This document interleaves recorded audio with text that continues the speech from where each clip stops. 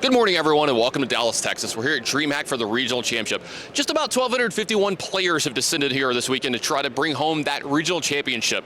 Now, these players are going to be playing 9 rounds of standard here today. About a 6-3 record will get them into day 2. The top 64 after that second day is going to qualify for the Pro Tour, and anyone who makes the finals is going to be playing at the World Championships later this year. So a lot is on the line for all these players here all weekend long. I'm going to be your host through the entire thing. We've got a great crew with you here and a great group of casters, so without further ado, let's get on down to the Magic. Hello, ladies and gentlemen, and welcome to the North America Regional Championships. Today's Regional Championships coverage is sponsored by none other than Heavy Play. So huge shout out to them. Thank you very much. But let's talk about who you're going to see on your screens over the next 2 days. Let's have a little look at the commentary team that is coming to you. So starting off, we've got Tannen Grace. Next up, we've got Kari Baumeister. Then we've got Brian Bronduin. We've got Niall Joan Rivers. We have then got Mason Clark.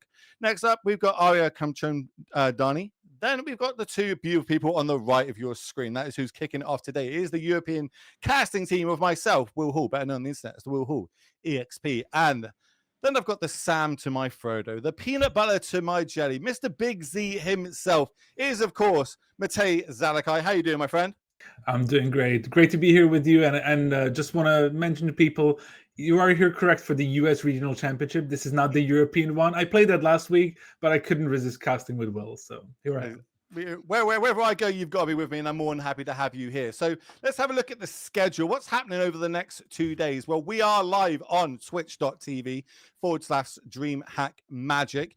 And over the next 2 days, well, we've got a lot of magic for you. We're going live today, day 1 on Saturday. Broadcast is beginning right now, 12 p.m. Central Time, and we're going to bring you 9 whole rounds of Magic the Gathering. Before coming back tomorrow, day 2 on Sunday, a little bit earlier at 10:30 a.m. Central Time. That's going to be for another 5 rounds of Swiss before we cut to that top 8. But let's have a look at the structure. What are you going to see over these 2 days? Talk me through this, Matej.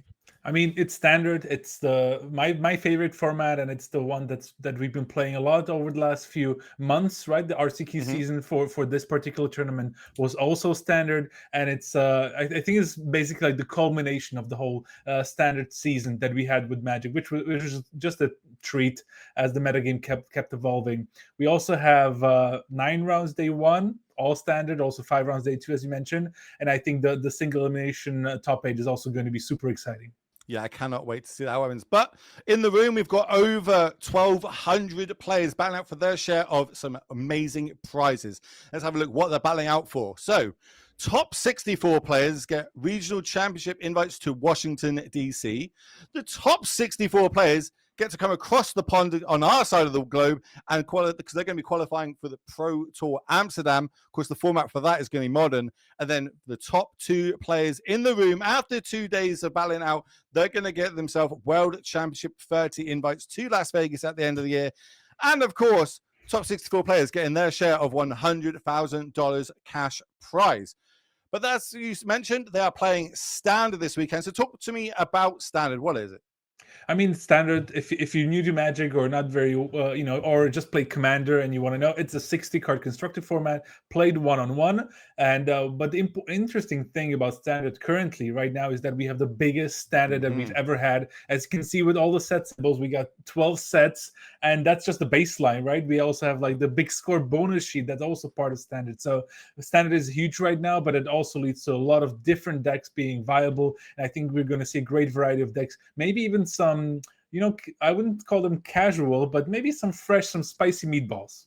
Well, speaking of that, we're going to go head down to our round 1 feature match, where we've got 2 awesome players sat down there. One of them, people know this gent from, brewing, inventing different types of decks, and nothing different as we go down to our main feature match, where we've got none other than Aspiring Spike on a, what we call this, Orzhov Midrange. It's pretty grindy. I don't know if we'll be able to see the deck list shortly when we get down to it. Here it is on the screen for you all at home. Talk to me about this, because I haven't seen this too much after. Bear in mind, I did 18 rounds of coverage last weekend, and I'm still seeing new decks in standard.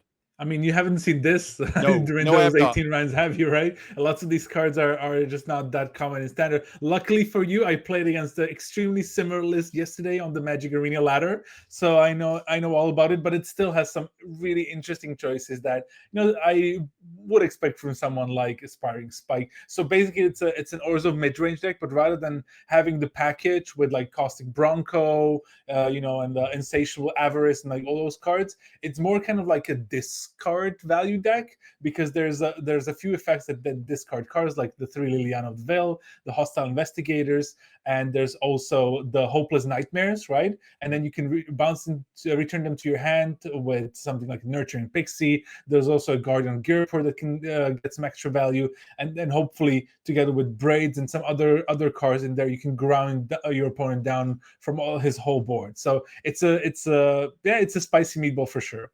Is this a metagame choice? Obviously, we had the Pro Tour. That was really close to when the set was released, so not every testing team was able to basically do as much testing as they wanted to in Standard. The next evolution of that was in the European Regional Championships last weekend, which you took part in, which I was cast in. And now, is this the next sort of iteration now going off the last meta that we saw in Europe? Is this going to be a really good choice this weekend?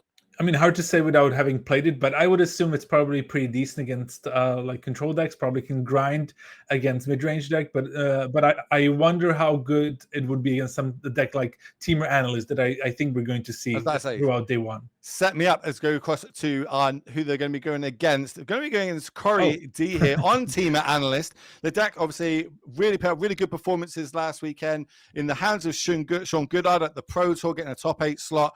Kind of tried, tested. It's a very hard deck to kind of hate out, because if you try and go for the graveyard, the sideboard, the way that they're be able to transition into game 2 and 3, it's got some of the really big cards. You can talk through them, but like Titan of Industry, etc. But why are we bringing this back again this weekend? Is it just that good a deck?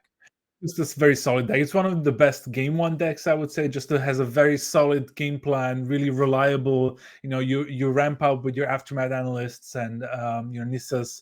It's just a very solid deck. I'm not surprised it's coming out to play. However, this is a spicy list from Corey, because he's playing not just 2 Colossal Sky Turtle, which is usually just a one-off at most, but also Chandra Hope's Beacon.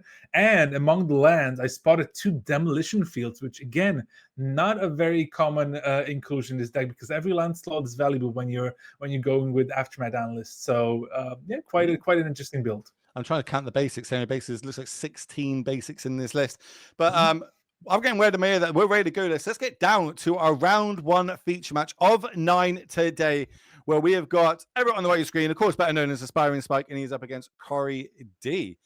There we go. There we see Tannen giving him the update. What's going on? Yeah, Aspiring Spike. Many familiar with his stream right on Twitch, but mostly play Modern. I know he dabbles with other formats as well. But I'm always happy to watch his stream and watch him play as well. And his deck certainly looks spicy, so I'm looking forward to see how it plays out. It looks like it's on a mulligan to 6. You can see the 6 on top of that dice there to kind of indicate that to us. And as we start off, so is this the discard one, the Tiny Bones one, is it? This is a Hopeless Nightmare. So this is 1 mana for an enchantment. And when it comes into play, an opponent discards a card and they lose 2 life. So it's even better than Tony. Tony Bones is the legendary that kind of synergies that. This is just straight up discard 1. Nice, simple, easy magic. Love to see it. Both players just kind of a little bit of shortcut in here. We're going to fetch land, go get ourselves a basic mountain. Then we're going to throw a Novice Inspector on the battlefield. And what these opening turns kind of look for over on? I'm going to focus on Spike's deck quite a lot, because I haven't seen this before. What sort of the opening turns can he have here? Like Novice Inspector, not really a card we see too much outside of the Boss Convoke decks. Yeah, I think he mostly wants to probably apply pressure on the hand or on the board. He has a few ways to get value out of that Hopeless Nightmare. Maybe with like Nurturing Pixie. Also has Duress. And let's just give one-off credit where credit's due. The beautiful art of Duress as well. The OG Saga block. Urza Saga one. Yeah, I mean you can't go wrong with that one. But has a look at the hand and does see the Chandra in it. So I might want to go for one of the big ones, the ill-timely explosions. That's what's going to hit the graveyard. Now Analyst is on the battlefield. Do we have any ways of getting that off? Of course, once we get 4 mana, we can start getting real value from that. Is there any clean answers to that in the deck? There's Aspiring Spike is playing Rite of Oblivion. There he goes. There Speak we of go. the devil. Yeah, and then he's able to sacrifice the Hopeless Nightmare, which is he's just a nice trigger that when he dies, he can scry too. So the sequence play really nicely for Everett there. Trying to get the value. I think he's just trying to figure out in what order the cards go into graveyard and how they resolve. So. And he gets to scry and gets to see a Guardian of Europe or a lovely card, 3 mana, 3/3 flyer that blinks something when it enters the battlefield. It still hasn't seen enough play in Standard for me. I'm hoping that we'll get to see more of that card when Standard rotates. If anybody can do it, it is going to be Mr. Aspiring Spike on the right of your screen. Here comes number fetch, and these early turns don't look like they really do much for the Team Analyst deck, right? It's just a lot of land, go, land, go, land, go. Once we start getting our fourth man on the battlefield, that's where things can really start flying. On 3, you'd like to get a Nissa down and start getting some value in your fourth turn, but not going to happen here, Corey. Not real under the gun too much. No real pressure, just that Novice Inspector on the other side of the battlefield. Yeah, there's not that much pressure. That's really perfect for the Analyst deck, right? Because it can just draw out of it. It has plenty of lands. Once it hits Memory Deluge, it can just use the mana to draw more cards, and it kind of makes the small advantages that Everett's deck kind of tries to build up look a bit weird. Suddenly there's Deluge, Flashback Deluge. Suddenly there's so many good cards in the Temur Analyst hand. So that's why this card not always super effective against this sort of deck. Well, yeah, a full 4 copies as well of Hopeless Nightmare. Another card wouldn't have been on anyone's radar really coming into this weekend, but Spike likes to do this. And we're getting an island here. So talk to me about why we're going for double island as opposed to like double forest. It looks particularly like a green deck to me, but why do I want double island before double forest or double mountain? Yeah, this deck is pretty hungry when it comes to the color mana requirements, right? Because you need the green early. Sometimes you want red early just to be able to play some removal spells. That you like Fires of Victory or Torch the Tower in this example, which is not a typical card, I would say, but double blue is especially needed for Memory Deluge. But it's still plenty of time for core, even after Everett played that Nurturing Pixie, replayed the Hopeless Nightmare, etc. So I was just about to say that's a really cool little interaction. Not only do you get a 2/2, you get to play it again, another 2 damage dealt, another card discarded. So really attacking their hand here. We might see the flicker effect here from the Guardian. What do you like flickering here? It's going to flicker the Pixie. That's going to come back in and then potentially bounce it back again. Like what's the good target? Are we just bouncing back the Hopeless Nightmare? Yeah, he's going to get the note because exactly. So he's going to bounce that. It's remember the Guardian returns at the end of turn, right? Returns a creature to play at the end of turn, so he can't really replay the Hopeless Nightmare right away. But here comes Fires of Victory for 5. So with the kicker, gets to draw a card as well and take down the Guardian. Yeah. 3 cards in hand, so 3 damage, right? Yeah, but like with the kicker, you draw the card first, and then it deals the damage. So I think Everett was just checking, hey, does it work this way? Do you have enough cards to kill that Guardian actually? And he had exactly 3 in hand. But building up the mana super nicely, right? Yeah, but say nice sequencing, obviously doing that first, then playing your land drop after. If we did it the other way around, we wouldn't have been able to kill that Guardian, get it off the battlefield. What's your thoughts on whiteboard basics, Mate? Oh, I love whiteboard basics. You would. Of course I would. Yeah. There's the hostile investigator, so that it's going to discard the turtle from the hand, get Everett a clue. But now Chandra's going to come down. And Chandra's got obviously got a lot of abilities, right? Whenever you cast an instant sorcery spell, copy it, choose new targets for it, +2, add 2 mana in any combination. +1 is exile top 5 cards until the end of your next turn. You can cast instants and sorceries from among them, and the -X is deal X damage to each of up to 2 target creatures. So being able to deal with that board nicely, they're getting 3 damage dealt to them, and just leaving that the Novice Inspector on the battlefield with only 1 power. So good chance we'll be able to keep this Challenger around for at least the next turn. Yeah, it's a super nice card with, when you have your World Souls Rages or your ill-timed explosions. Doesn't really work that well with Memory Deluge, right? Because Memory Deluge looks at the amount of mana you played there. But it's, I think now, even after another Guardian of Gearpur comes down, just being able to plus and try to dig for something should be really good for Corey here. He's still on 8 life, so he's has some time. So let's see what it reveals. This is quite slow, though, remember, because obviously we haven't really had any ramp going on. We've just been going land, go, land, go. There's been no ramp, no analyst effects, no Nissas, no Worldly Rages. Obviously, now we're kind of finding it and firing this one off as well. So, yeah, this is for 5. Get the copy, yeah, do 5 twice, again. Oh right? my word. Oh my Yeah. word. Okay. How many bounce lands are in that graveyard? Is it He just has the one? he has quite a few fetches there, and he's gonna gain him a bunch of life. That's one of like the small hidden advantages of the Temur Analyst deck, right? The incidental life gain on those lands is super nice. Just gives you a bit of cushion to just build up into your late game. So, and of course, doing this, clearing the battlefield, knowing that now our Chandra is going to be sticking around, also adding all this extra mana to our battlefield. It's very easy. I imagine after this time we might actually be out of basics, especially if we've got 2 instances of this being happening. So now we get to return another 5. These can just be the 5 fetches, so to speak. Make sure that you've got the right basics to go and fetch up. He used the first like the resolving a copy of the World Soul's Rage to grab 2 basics that were milled earlier and 3 fetches. Now he's grabbing 5 fetches with the second one.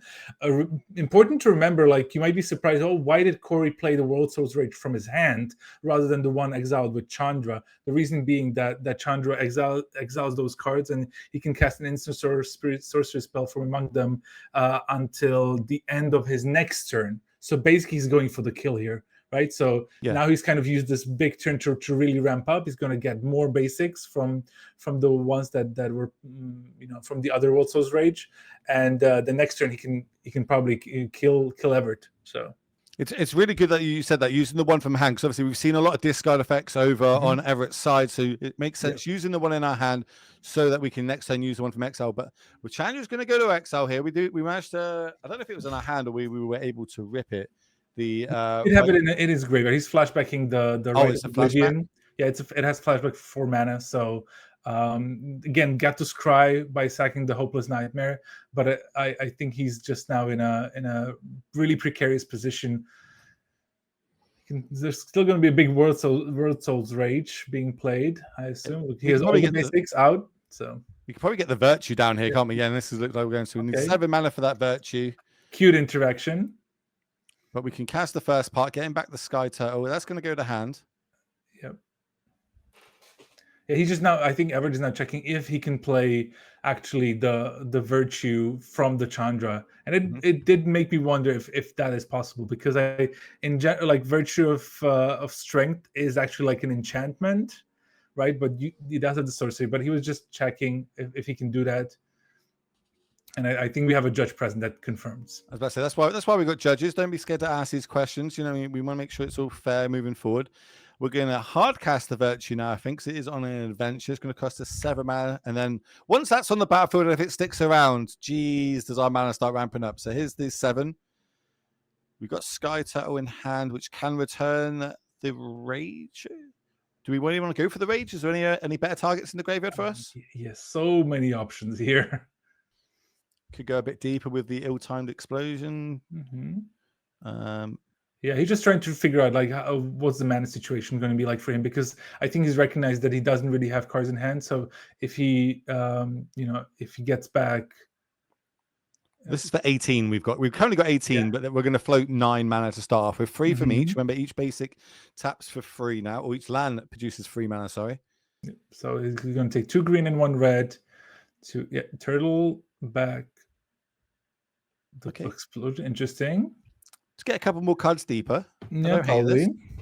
If we can find something like a Memory Deluge, that'd be great. But remember, we are taxed on our blue mana a little bit. Just 1 left floating in the pool. And more green. Yep. Doesn't have to discard. Ill-timed explosion. Just draws 2 cards. You can discard 2 cards and then deal damage to all the creatures, but you don't have to. Yeah. I learned that you can also tie binder that effect as well if it needs to be. Ooh, another Virtue though. So another. I'll bring back the turtle.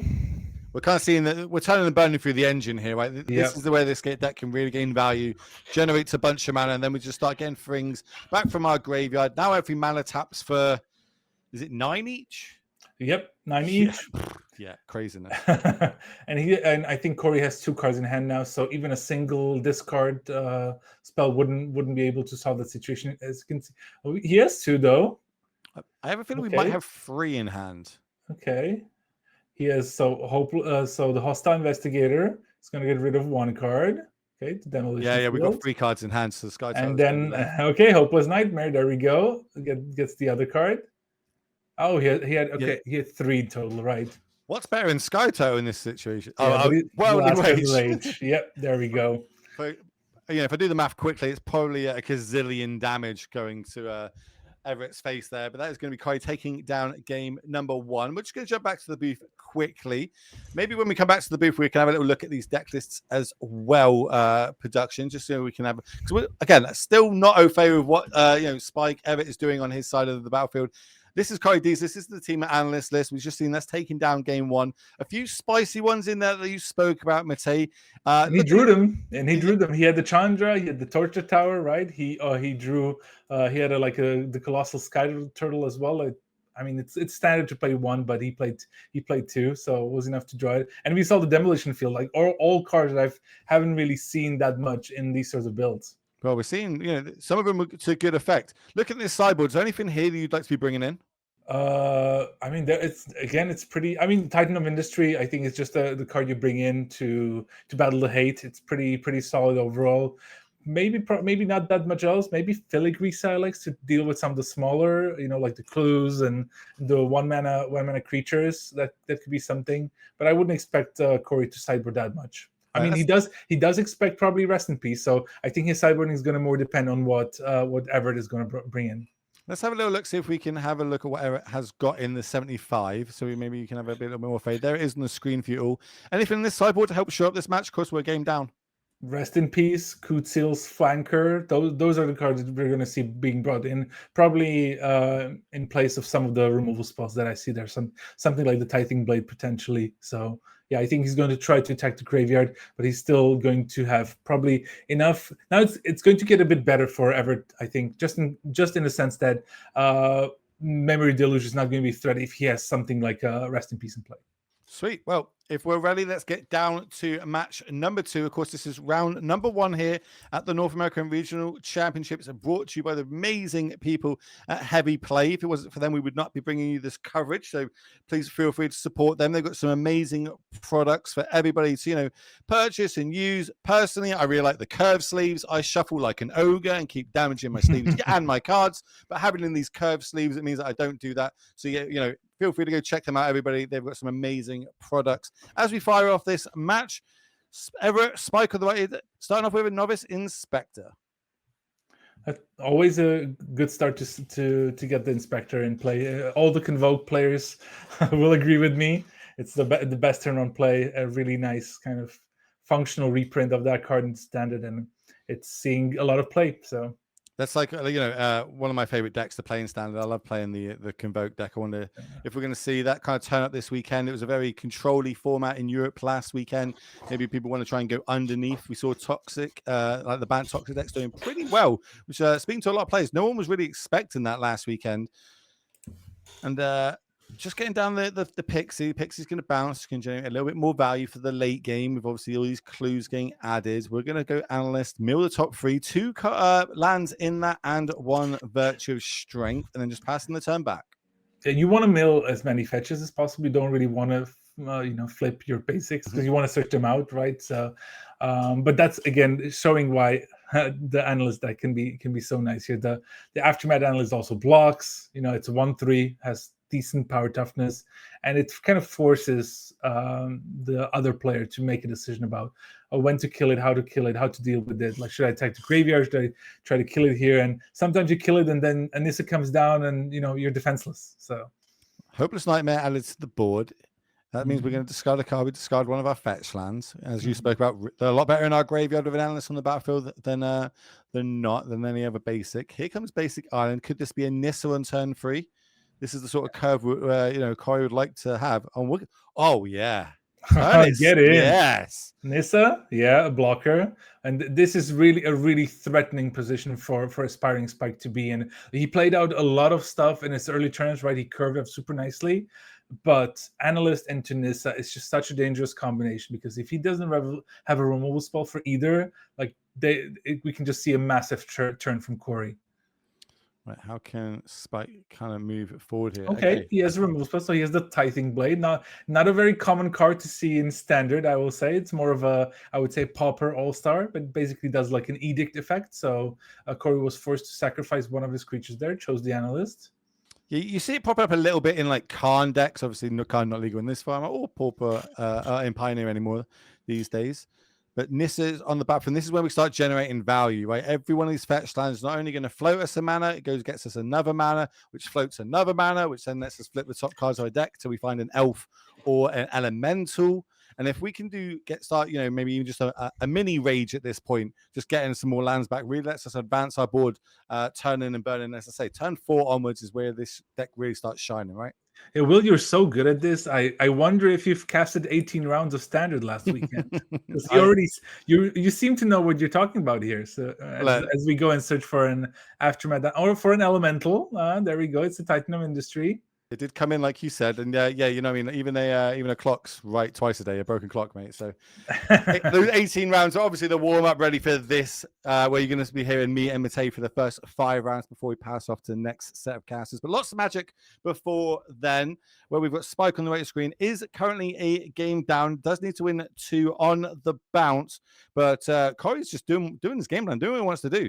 Here comes Ill-Timely. This is going to draw 2. Maybe we want to discard, but are you even worried about the board? Cost? Yeah, like a 2 cost could be discarded. Yeah, he discards a World Souls Race to get rid of the 2 smaller creatures on the other side of the board, and Nissa's swinging already. And as we talked about, right?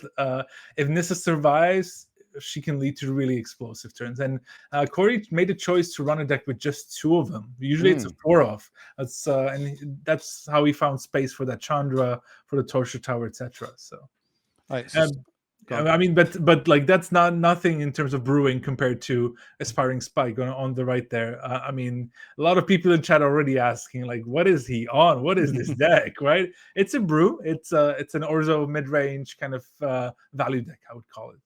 And this is one of the main engines of it is Hopeless Nightmare, making us discard that because the Titan of Industry, that's going to go to the bin. Novice Inspector is going to be the follow-up play. That's going to generate us a clue. And then 2 mana to play Rest in Peace on almost a key turn, so to speak, being able to exile all those lands in the graveyard as a Worldly Rage is one that's drawn for the turn. Yeah, and Corey actually discarded the Titan of Industry there to the Hopeless Nightmare on Everett's turn there. I mean, that can come back to bite him, right? Because the Titan of Industry can blow up the Rest in Peace. But now he's got to try to figure out a way around it. I mean, this is holding on the fort. It can also attack, right? No, we can't forget about that. But I know that Corey only has, I think... Well, he's got a Rage in hand plus an Analyst. That's all that's left. And whatever he actually has a Shigeki in his hand. He brought in Bristly Bill as well, so more creatures. Now he's flipping cards for Nissa. Found another Titan, brought both in, and got rewarded by finding it. He's very happy about that. I don't think he can cast it though yet. He only has 2 green and 4 left, so 6 total. He needs 7 for that Titan. But the hand's still not looking great. I think it's an Analyst. I don't think it's a Shigeki in hand, is it? You might be right. I think it was a Shigeki. He can hard cast it. It's also it's a nice creature, and plus it still has an ability when it's in play. It can find lands, and maybe that's exactly what Corey needs if he wants to play that Titan. See, you're all over it. Like, it is a Shigeki. That's going to come in battlefield off the 2 mana that was generated from Nissa. Nissa's going to get frisk. 18 rounds last weekend. I didn't see Nissa get turned sideways at all, I don't think. In this game, I've already seen her get at least 6 points of damage in. Yeah, I mean, that's going to make it easier to burn down Spike there. But another card gets discarded with the Investigator there. It's the Rage. He's keeping in the Titan in hand this time round. Needs a fetch. Fetch off the top will give us the 7 mana that we need. Oh, no. Any land was good. Yeah, any land, yeah. Okay, that's enough. Land. Generates the green. Of course, we need 3 green to play this. So now it's got, we choose our of 2 abilities. I imagine one of them is going to be destroy target artifact or enchantment, being Rest in Peace. The other one, it looks like it's making a 4/4 Rhino. Oh no, he's like, screw the Rest in Peace. I don't need it. I don't care about it at all. Oh, I love it. I'm just going to put a shield counter on a Nissa and attack there into the hostile Investigator. I got a 7/7. I got a 4/4. He's like, yeah, I don't care about my graveyard. I love this play. Very aggressive, and he recognized that he's in a very good position on the board, and he can really start swinging. Yeah, sign me up. I love this play. This, I was getting channel focused down like, my main game plan, I need my graveyard. No. Just having an extra 11 power on the battlefield that's trample is going to do enough. But Spike looks like we've got an answer here. That's going to exile the Titan. So obviously, yeah, he's going to get exiled no matter what because of rest in peace. So stemming the bleeding a little bit here, but I'm not sure if we're at 14 life. Haven't we took 3 hits from Nissa at this point? Yeah, I think there was a hit last turn as well. But now there's the attacks. Oh, it looks like Corey drew something good. He's just gonna swing there and trade off the 4/4 for the investigator. I don't know if it actually has trample though, right? Oh, but he drew a bristly bill as well. Wow. And he also has the Shigeki in play already. So he drew all the, he boarded into the creature plan. This is what Temur Analyst does, but he really sequenced them really nicely there. Talk to me about what this bristly bill Spinosaur does. So it's a 2-mana 2/2. And whenever it has landfall, so whenever a land enters the battlefield under your control, you can put a +1/+1 counter on target creature. Most importantly here, it also has another ability for 5 mana. You can double number of +1/+1 counters on each creature you control, and so it can get really out of hand. What I assume is going to happen is, the Shigeki, if it finds a fetch, for example, right, or just a fetch would be great there, right? It's gonna get 2 triggers off of the bristly bill, and then if Corey untaps, he can double the power and toughness. Okay, you just sacrifice the Shigeki though. I'm happy with that. I'm just happy seeing Liliana of the Veil play in any format. I'm happy. She's going to come down, make a sacrifice a creature, then she's going to go to the exile zone during combat. So you're kind of 3 mana for an edict effect in slow mana. Corey's drawing good. Like you can see every time he draws a card, he's like, "Ooh, that's nice. Ooh, that's nice." Right? So he's I think pretty happy with what he's drawing. Virtual Strength though not that good. So he was doing a good job bluffing there. About to say, here comes an Elish Norn. Mummy is on the battlefield. The powerful 4/7 with Vigilance. It's going to be a good blocker here moving forward. Yeah, but it also turns off the Bristly Bill's landfall ability, I believe. So he's not going to be able to put additional counters. How good would a Demolition Field be in there as well, getting able to get 2 triggers in one turn? That would have been really cool to see, but not to be. Looks like Spike's got just a Duress in hand plus whatever he drew for turn. Yeah, I also will point out that I don't think the life totals have been updated for a while, right? Because there were a few attacks with Nissa. I think average is on a bit lower than 14 at this point. I think we're around 10, right? 3 attacks from the Nissa plus 1 from the Caves of Kolos, the early game. Yep. I think it was the Analyst as well got in there early on in this matchup as well, right? I think we're around 10, but I'm sure the players are going to know a lot more than us. Here comes Demolition Field, end of turn. Get rid of the courtyard. Maybe Corey's thinking that he's going to get a trigger. Let's see. Probably he's going to just double. I think he's using his mana optimally now. But he has nothing to double though, right? Because the Nissa just has a shield counter. So doesn't Elish Norn basically just turn off this whole deck? It kind of does, yes. If you get into this situation, it surely does. I mean, Elish is usually like pretty good card. However, it's not that popular as a hate card against Analyst as much because it costs 5, so it's quite a bit of mana, and it still dies to a big World Soul's Rage. If you have enough mana, you can still kill it, or even just the ill-timed explosion discarding Virtue of Strength there. But Aspiring Spike now has successfully stabilize the board situation there. Comes creature land off the top, the Reckless Fortress. Not one of the I love that there's creature lands back in standard. I love that. I love creature lands, man. But back in my day, we had we had treetop villages, and that whole cycle, and we were happy about it. So. I was playing back then. I remember them. I love a Treetop Village. I also remember what's the red-green one at tax? Raging Ravine? Raging Ravine. Love a Raging Ravine back in the day. RIP that card seeing play ever anymore. We got a Restless Ridgeline now with that's for your dinosaur decks. That's good. As we saw in Aftermath Analyst. Oh, I think we're going to see a game rule violation here. A warning for Corey because I think he played the Aftermath Analyst and he milled 3 cards, just going off I think muscle memory. But actually, Elish Norn is turning that off. So we're going to get a judge involved.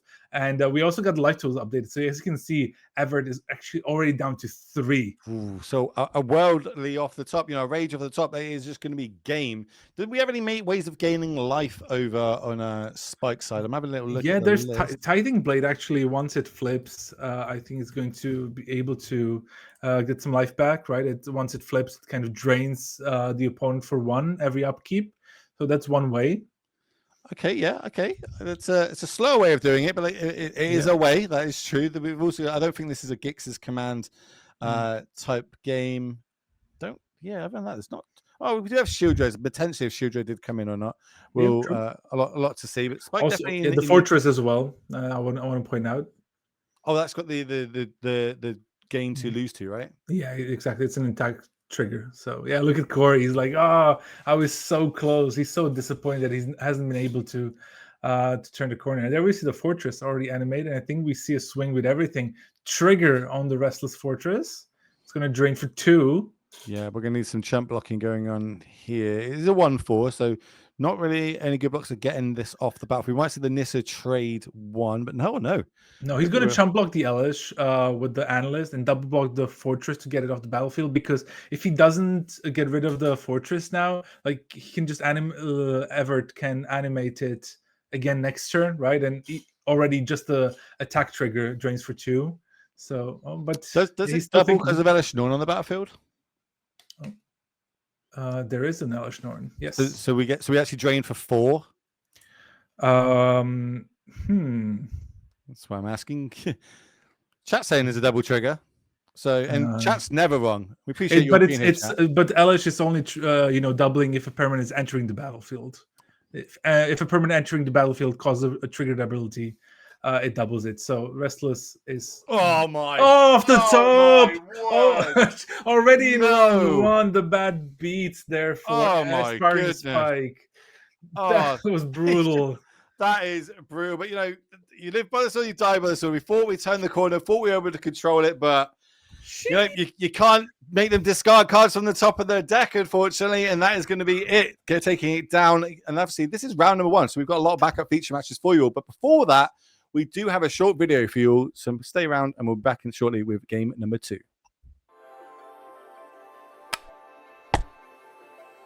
This is the Heavy Play Equip Mag system. It'll revolutionize the way you pack and play. Attach dice, bundle decks, connect to the playmat. Equip Mag magnets are integrated into our playmat, deck boxes, and dice boxes. On game day, when you're moving between matches, no longer do you have to juggle a floppy playmat, all these loose objects. Snap it all together, grab it in a single hand, and you're ready to go. Our vision for card gaming accessories is all about enhanced ergonomics, mobility, and protection. All of our products are experience-driven and here to help you eliminate friction so you can focus on gameplay.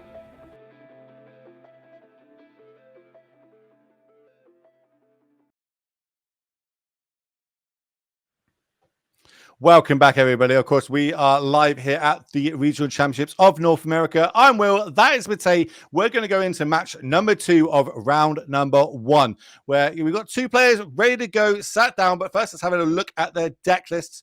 Let's get this one up on the screen. 4 Color Legends. Talk to me about this one. I mean, it's a classic of this format. One of the, I would say, most difficult decks to pilot correctly. Trying to use a bunch of your legendary creatures to get value. The most important ones being Rona and Inti being like a combo in itself, and then Slogurk for rebuying your Takenumas, your Otawaras, your Bosejus, or your Cycle Lands, and just it's like a very permanent centric. Like value deck that can also kill you with an infinite loop thanks to Honest Rutstein. Sick, right? Well, let's have a look what it is up against.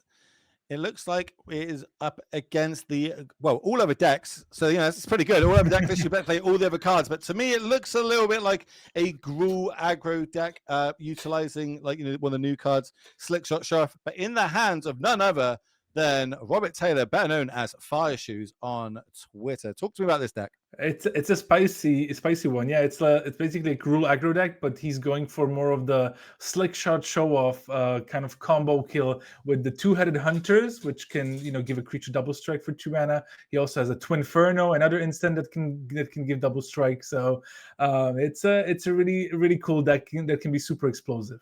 I'm looking forward to it. Let's get straight down to that match and find out who is going to be taking this down. Is it going to be Omri on the left of your screen versus Robert on the right? I guess it's going to play draw dependent. There is a dice on the table with 5, so maybe we're having a little mulligan down to 5, which might not be ideal. Yeah, it can happen sometimes. I think I think Omri mulligan to 5 here, but the deck does mulligan. It can mulligan quite a bit. It has lots of legendary lands that if you draw them in your opening hand, it just kind of it already feels like a mulligan. And but good start for Robert here with a demonic ruckus being plotted, but Omri also not too shabby with an Inti of his own. I love NT. I think everything about this card and the design of it is just really, really cool to see. Robert, well, he doesn't want that to stick around anymore. Player 5 is going to take it off. The kind of shock effects are just getting a little bit better and better, aren't they? The second land, though. No second land, but no third land for Omri. So this is going to be a bit of a rough one. But 2 Carplucent Forest now for Robert. Does he have a Slick Shot or maybe some other creature that he can put the ruckus on? He has to be aware of removal because Omri's deck is a value deck, but usually plays cut downs, plays go for the throats. So yeah, and he's going to try to play the demonic ruckus on it. Is there a Monster's Rage maybe in response? No, Snakeskin Veil, my friend. Snakeskin Veil, even better there. Wow. So that's going to give it hexproof and a +1/+1 counter. Prowess is going to get triggered. This is going to enter. So Prowess trigger again. So this is a 1, 2, 3, 4, 5 points of damage coming across here. I'll just let them count it. That's my approach. It is 5. Good job. Well done. Menace and Trapper, of course, attached to it as well. I'm an infect okay. player. I can count to 10 fine. It's after 10. That's where everything goes wrong for me. Not good enough, though. Another go for the throat is going to deal with it. So now Robert does need to rebuild that battlefield. Yeah, but he got a card off the Ruckus, right? When Ruckus is put into the graveyard, you draw a card, and now he has like 5 or 6 cards. Omri had to spend a lot of resources to get that off the board. And, combined with that mulligan, I think Robert is very much in the driver's seat. I believe Robert also wasn't actually qualified to play this weekend, played in the last chance qualifier yesterday, and in the final one on Friday was able to qualify for this today.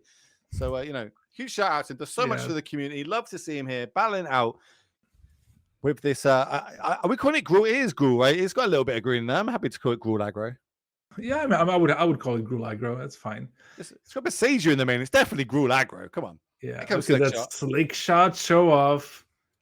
You're going to see a Monster's Rage on it already? No, just a swing for 1. Very patient here from Fire Shoes there. Oh, and you can see why. Cut down represented. And there's, in response, the Monster's Rage. I love how patient Robert was there with that Monster's Rage. Let Omri play the cut down, and now he was able to get him with the Monster's Rage. Tell everybody at home, why did the cut not have an effect there? Because we didn't give it hexproof there. Why did the cut not work? But the total combined power toughness of that creature was more than the 5, and cut down kills a creature only with combined power toughness 5 or less.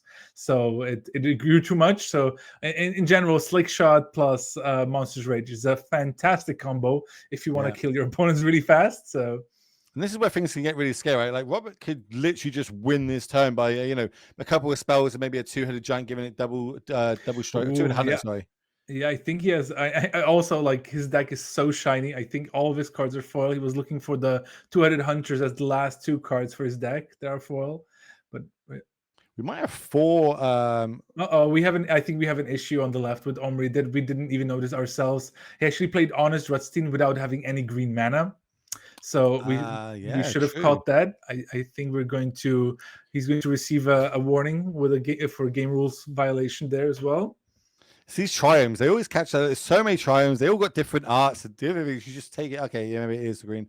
But yeah, as you said, probably just going to reverse this. A little bit of a decision. I imagine it just goes back to hand and it's going to go graveyard. But we'll work out in a second what happens with the judges and how they. But therefore, right, like. You have to, yeah, the judges are there to make sure the rules are adhered to. We had a situation in the last match, right, where we watched Aspiring Spike. There was also a game rules violation with the aftermath analyst milling 3 cards, even though Elish Norn was in play, right? So, and that was solved by judges as well in a way that it ended up costing Aspiring Spike the game, but it was handled according to the rules. And that's why I always, in these sort of situations, we're not there. We're going to defer to how the judges handle it. Well, while we wait for the judges to handle it, let's play a nice game of working out how can Robert actually win on this turn. What do those 3 cards in hand need to be? Is there a way for him to be able to generate 14 points of damage this turn if he has the perfects? What would that look like? So he has a 2/3 slick shot show off, right? That as a baseline. I think he has a demonic ruckus in his hand, so that means it's going to get. I imagine it will get +2/+0 for the slick shot, so that'll be 4 power +1 from the demonic ruckus. So that's already 5 power, right? Yep. And then I think if he has a 2-headed hunter or a twin inferno in his hand, he would play that. That would grow to 7 power, and with double strike, that's 14. So. It might work out, but I didn't quite see what was in Robert Taylor's hand there. I didn't even see Twin Inferno in the deck. Love to see it. Let's go. I'm all about it. So, now the realm is a possibility here, but play might change now, depending if, if the man is now left up because we didn't have an actual play going on. I think actually what's in the hand is in Robert's hand is he actually has 3 copies of Demonic Ruckus. I think that's what's the 3 cards left in his hand are. Yeah, I think we're kind of rewinding here. So Robert has to put 1 random card from his hand on top of his library, and Omri is now going to untap. The int is going to go back to the graveyard. The Honest Ratstein is going to go back to the hand. Omri can play something else. He has a Rona. Okay, so he's probably going to play that. And but now Robert does know that the last card is just the Honest Ratstein. He draws his cards for turn. Didn't really matter. He has 2 Ruckuses. You were right. I don't know what the last card. I think it's 3. I think he's literally just got 3 of them in his hand. Really? And of course, we've already cast 1 this game. Okay, so plot. Oh no. Does it cost 2 mana? It costs 2. Yeah. So careful there. Yeah, I think. I think even if he hardcasts 2, it's a pretty big swing. And I'm not sure if Omri would have gotten there anyway if he untaps. But yeah, Demonic Ruckus does cost 2 mana, so we have to be careful because it costs 2, plots for 1. So Robert could have plotted 2 of them, played 1 as well if he wanted to. And here you see the kind of a masterpiece of a deck. On red green, I would call it like Slick Shot. Mainly deck because it does have that double striking combo, but in general it just looks like a really, I would say, regular red-green aggro deck that we see. Although, before I let you have a word in, because I've been talking too much. Oh, you go, my friend. You go. You earn your money. Go for it. Thank you. Just the fact that I think in general the metagame has been shifting away from Slick Shot Show Off just because of the high amount of spot removal that is being played right now in the format, right? Between your Go for the Throats, your Get Lost, your March of Otherworldly Journey, all decks play quite a few removal spells, which makes Slick Shot a bit worse. But in this sort of deck, it can really go for those big turns. It can and you can protect it as well with those snakeskin veils, which I quite like. So it's pretty cool. Okay, well, this is a open decklist tournament at the regional championship, so you'll see both players will have access to both your opponent's decklist, and you can pass them across. They can have a look at the full 75, that what's going on, what they need to be sporting out to. How is my opponent going to sideboard against me? How can I counteract that? The mind games start going back and forward. And it looks like they finished sideways. So we're going straight into game number 2 here, match number 2 of round number 1 at the North American Regional Championships. Little reminder that today's Regional Championships coverage is brought to you by the amazing people at Heavy Play. Make sure you go check them out. Check out some of their products. I've already told you how much I love using the curved sleeves. I shuffle like an ogre, damage my cards all the time. But with these curved sleeves, it really helps, me not damage my valuable cards as much. So huge shout out to them. Robert, going into turn 2, so, the first play, we're going up to chapter 2 now. So any creature ETBs is going to have a +1/+1 counter added to it. It is once we cast it, right? It's not the ETB. It's once we cast it, it already comes in with a +1/+1. We can't actually respond to the counter going on it.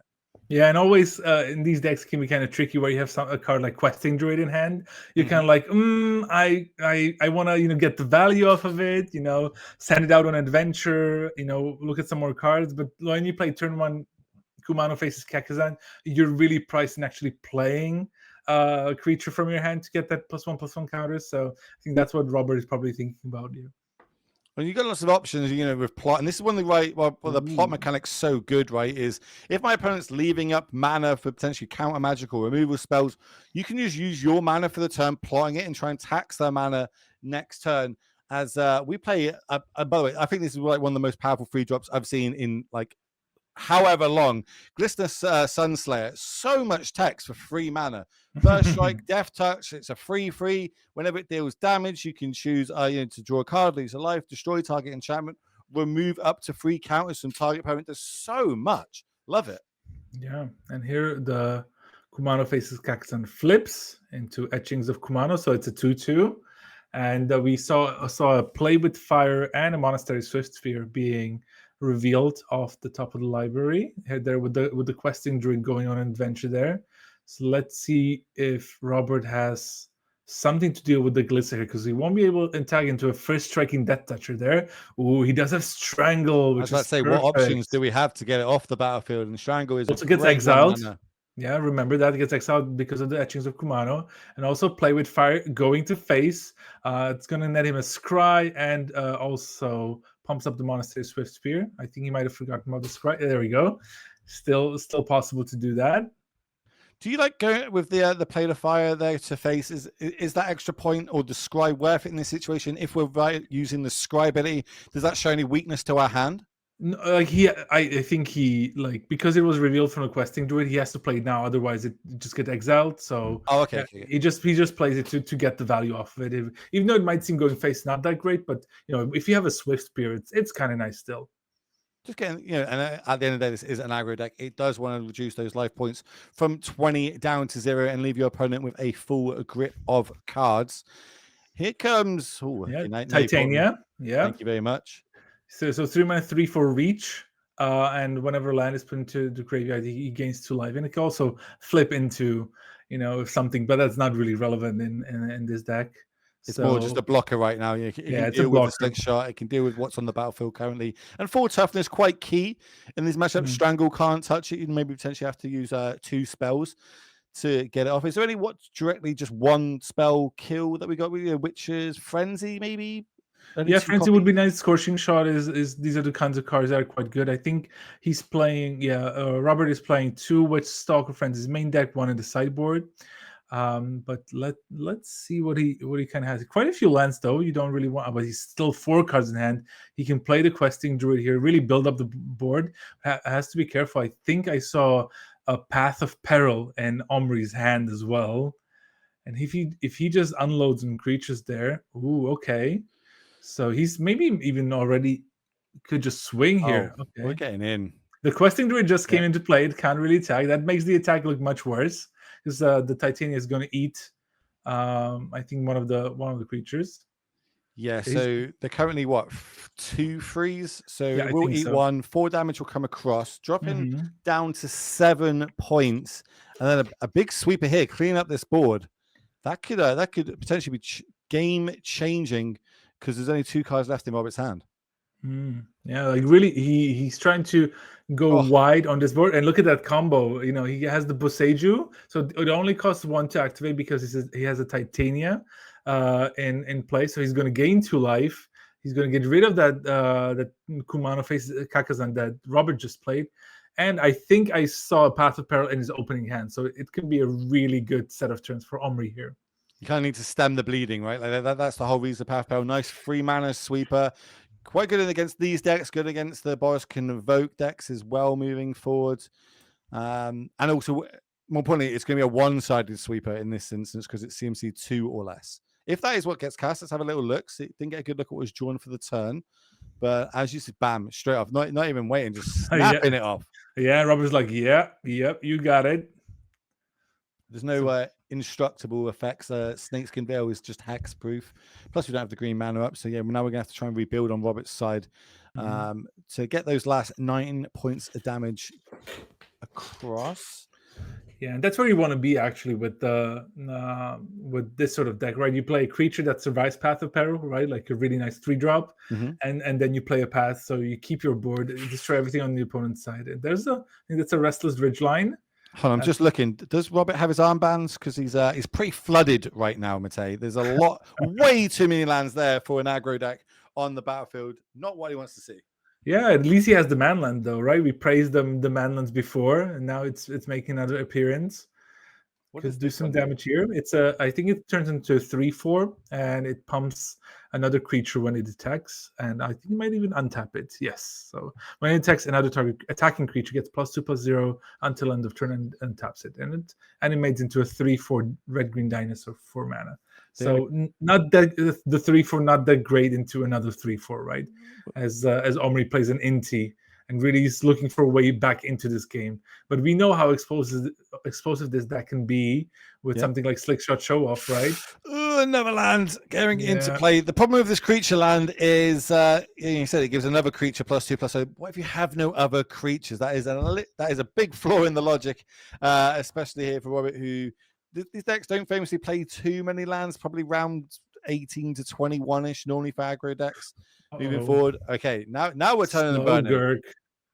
That's they're gonna discard it. Oh, discards a land to the attacking Inti. That means a couple of things are gonna start happening. So he gets a +1/+1 counter on the Inti. He's gonna get to exile a card as well from top of his library that he can play until the end of his turn. He's also, I think, gonna gain 2 life off the Titania if he doesn't forget, and then also triggers the Slogurt, which gets a +1/+1 counter as well. So now his graveyard already has 2 lands as well. So if the Slogurt were to die, he can return both lands to his hand as well. So just value. I think he exiled.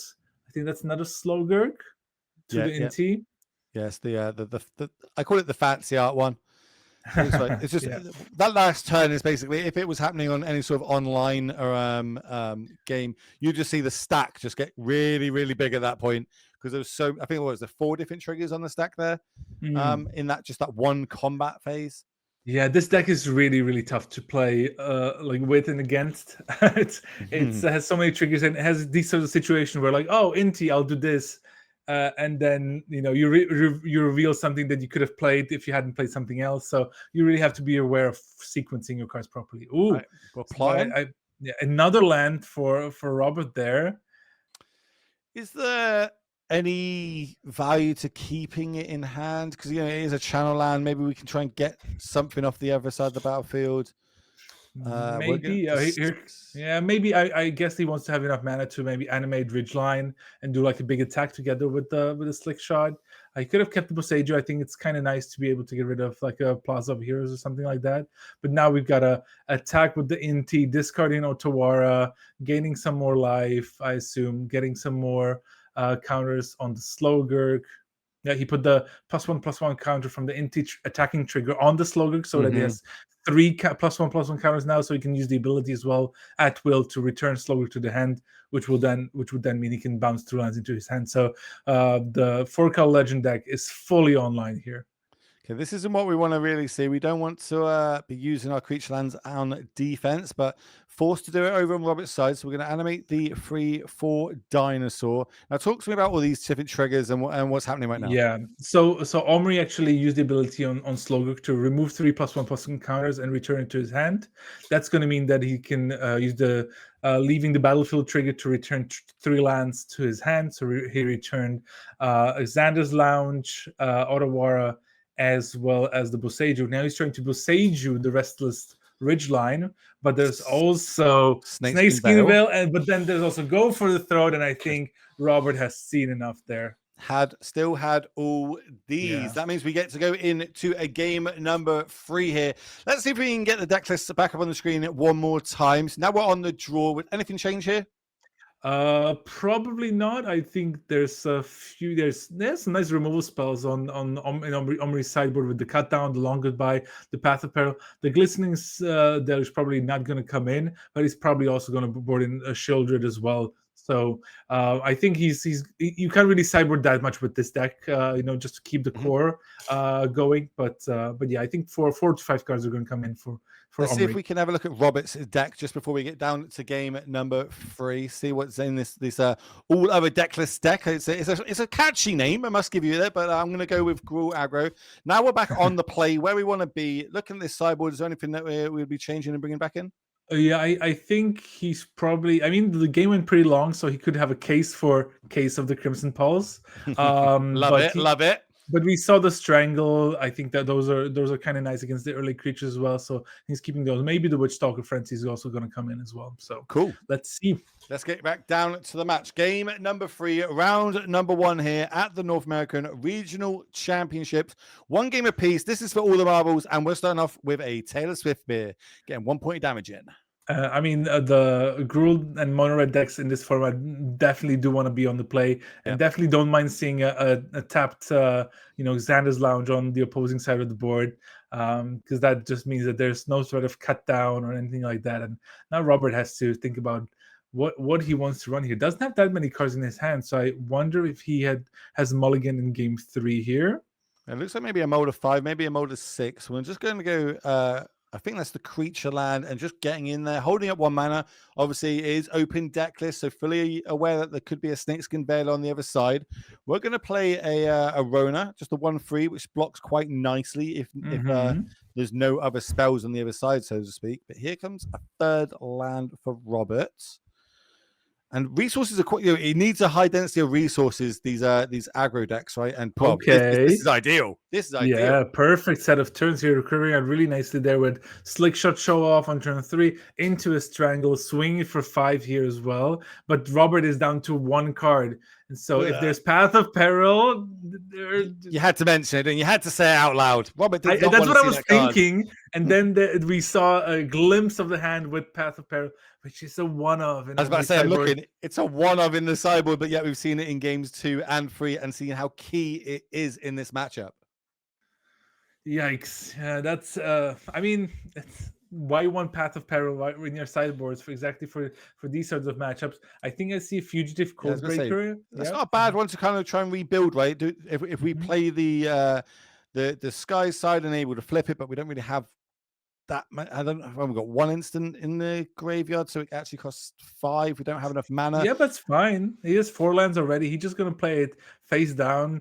It's supposed to be the mysterious creatures, or morphs as they were before. Yep. Should bring an element of surprise, but in constructed, usually there's really not an element of surprise because not only is it an open decklist tournament, but usually you don't play more than one spell. That I think they're now showing the full text of the card, even though Robert could probably show what it is. Although to be fair, I did experience once that an opponent was playing not just Fugitive Codebreakers, but also Pyrotechnic Performers, which flip into dealing damage equal to their power. So it could get tricky, but yeah, tough spot for Robert now with Omri only down to 13 here, and a Relic and a Long Goodbye that can be countered. No. Oh, brutal here. This is like draft all over again. Exactly. We don't have to pay the extra 2 from Ward because it cannot be countered. We just say, no, we're not going to pay it. It still goes through, still gets off the battlefield, just leaving Robert 1 card in hand. I think this, I don't even know if we can stack the deck perfectly here, if we can even get out of this. I think we need, them to basically not have anything in their deck anymore, and I'd rip the perfects. But the free drop of choice is going to be okay. Just a free. We can deal with that. Just a slow Gurk. Yeah, we can deal with that. Okay. Like this. With Stalker Frenzy. Okay. Ooh, but using the Relic and mana of that. Okay, so he's going to mill with Takenuma. All right, so he gets a 1 counter from the Takenuma. Mills 1, 2 more lands. So it's going to actually grow to 6/6. Which means that the Witchstalker Frenzy is not going to kill the slow Gurk, and Rona's going to come back. Even if there was just 1 land flipped, okay, he's going to use the ability right away. He's going to get some lands back. I think Robert is seeing the writing on the wall. The 5-color legends, sometimes 4-color legends, but I would call it 5-color legend deck. It's just doing its thing now with slow Gurk and 2 channel lands in hand. It's really difficult to disrupt. So. Yeah. And I like how Omar is like, I'm gonna get my value. I don't care about a 6/6. I'm just gonna get my values worth. And especially with Relic of Legends, that's also a small combo with Rona. You can generate extra mana there. So he's just going for that all-out value here. And why not? You know you've got the mid to late game kind of almost locked up in this matchup. That's what your deck is built and designed to do. If you can weather the first early turns against Robert's deck, there's your win percentage starts flying through the roof. Robert's really going to need something good here to even have a shot at being able to do 13 points. We're going to put that on plot. No creatures to attach that to right now. Yep.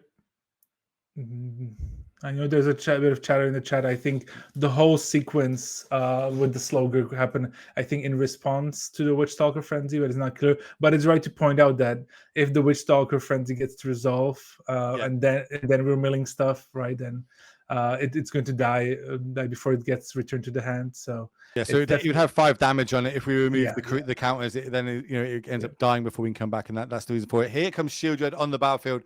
This is every aggro deck's worst nightmare to see it on the other side. Every card drawn, we're going to lose 2 life. Every card they draw, they're going to gain 2 life, and we're going to happen it now. Gain 2, go up to 15. Yeah, this is going to be. This is over. It's over, and Robert is just playing along. He's going for that reduke approach. It's like, I'm not going to concede. You have to kill me the hard way. But his deck really doesn't have a way back into this game.